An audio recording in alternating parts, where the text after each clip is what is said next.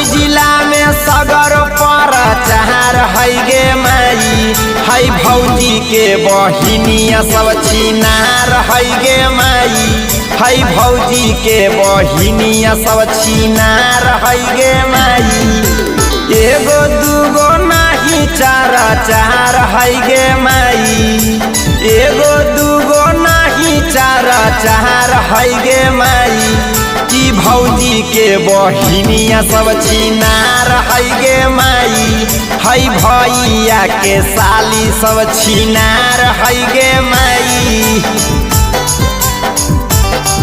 छिनार है गे माई।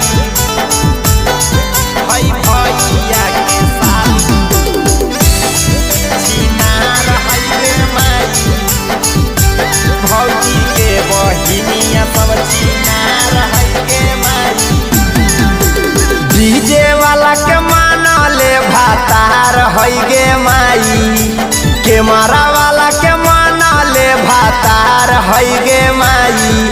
की भौजी के बहिनिया सब छिनार है गे माई।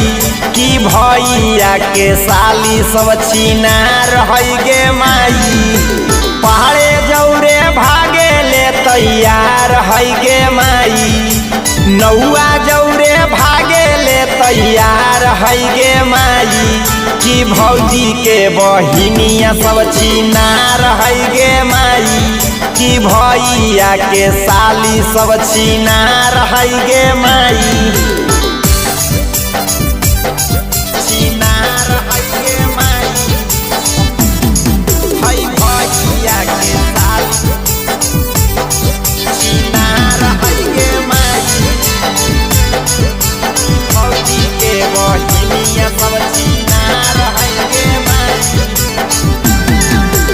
एकरे फेरा में नीतीश कुमार है गे माई। एकरे फेरा में मोदी सारा कार है गे माई। की भौजी के बहिनिया सब छिनार है गे माई। की भैया के साली सब खेलार है गे माई। रंजित सुरेश सोचिए के बेमार है गे माई। अवधेश टेपू सोचिए के बेमार है गे माई। फालनवादा के सलिया छिनार है गे माई। है जीवन भैया के सलिया खेलार है गे माई।